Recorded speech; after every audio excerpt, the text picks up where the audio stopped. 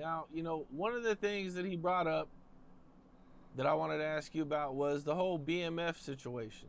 I think you touched on it before in previous interviews. Yeah, I talked about this. We talked about this plenty of times. Shouts to BMF, shouts to Meech to see that he's home. I know I haven't spoke to him, but I do have a relationship with him. I've talked to him a bunch of times while he was incarcerated. Through numerous mutual people, you know how this shit go. But I'm glad to see it back. I'm glad to see he made it back to his family. Now he can switch it over and make a new empire out of all the things that he's done in his past and shit like that. It seems to be doing pretty good, as they have the BMF show, which everybody loves. The story's a dope story. Me, myself, I've seen the story in real time. I mean, in real time, like on planes, trains, and automobiles with these guys. Like, I formed a friendship with them through the time of us all balling at one of the most golden eras in hip-hop and things like that. I'm talking about all type of times.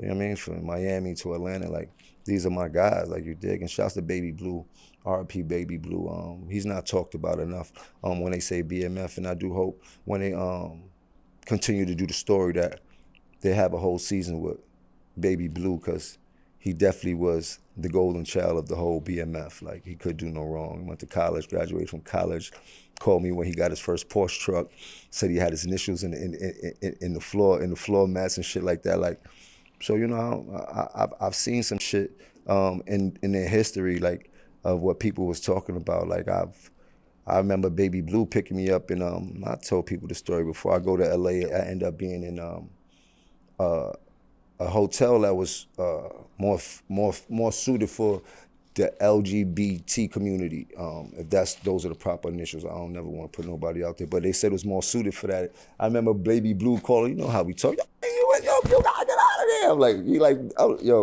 was laughing, he pulled up in his Porsche day. I don't know if that was the Porsche you talking about, but when the Porsche Cayennes was hot, it had all the turbos and shit like that. We had one too, shout out to Slicey. And he was like, yo, I'm gonna put you in one of the cribs, and until tomorrow you can go check into another hotel. So he drove me to a mansion, a retarded mansion. He was like, yo, here the keys. This is the old mansion. We got the new mansion up the block. If you need us for anything, just hit us. You're here by yourself. You can do whatever. So yeah, that's the type of magnitude of how they was playing. They had empty mansions and shit like that in LA. You heard? So, but yeah, shouts to BMF. I mean, shouts to those guys. Shouts to Blue though. Me and Blue definitely, all type of shit me and Blue been through. We did bunch of fun nights in Miami, Atlanta, all over the country and shit like that. Shouts to Blue, man. I can't say nothing bad about him and shit like that. I mean, but everybody over there, man. We've been around, man. I tell you, that era was something to be there to see. It wasn't on Instagram.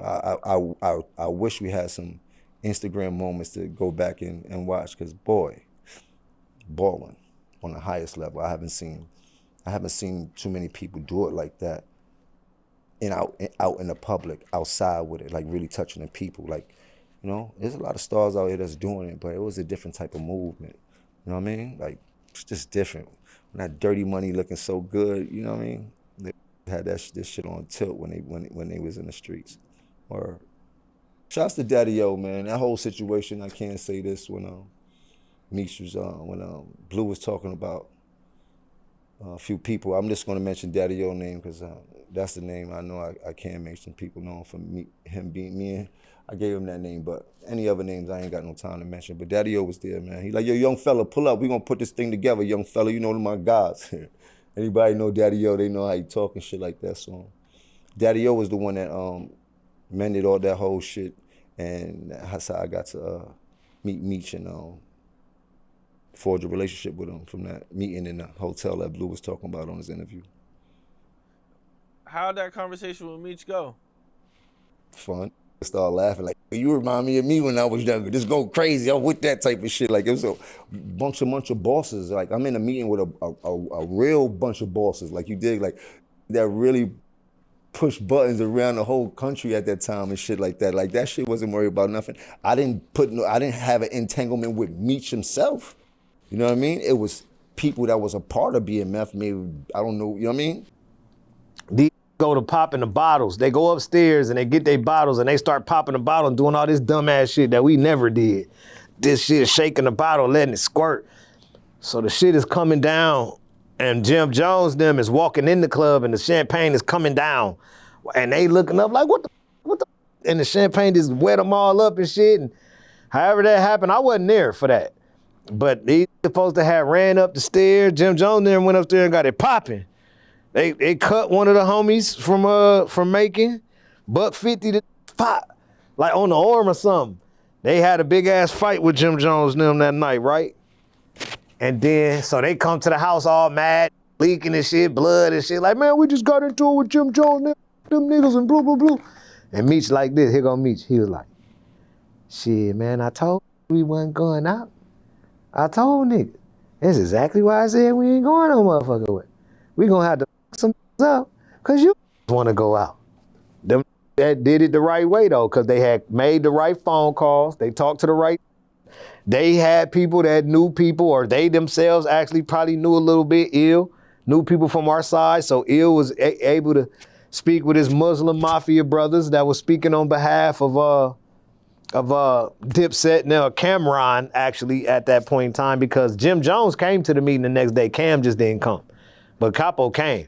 But Cam didn't come to the actual meeting that we had, sat down and ate the fish and shit at the hotel like gangsters. You know what I'm saying? Bunch of niggas, big old table, Meech, all these niggas, these bosses, the Muslim Mafia bosses, Meech them. I was in that.